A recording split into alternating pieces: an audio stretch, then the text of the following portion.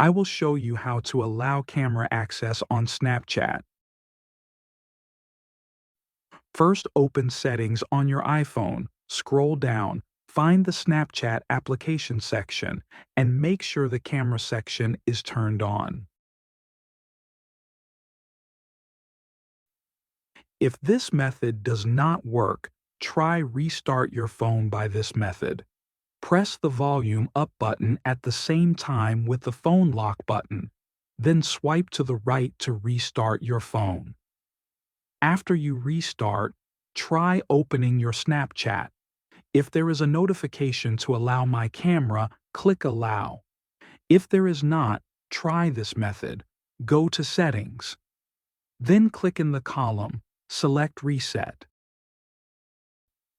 After that, reset all settings. Enter your pass CDE. That's all the steps to fix it.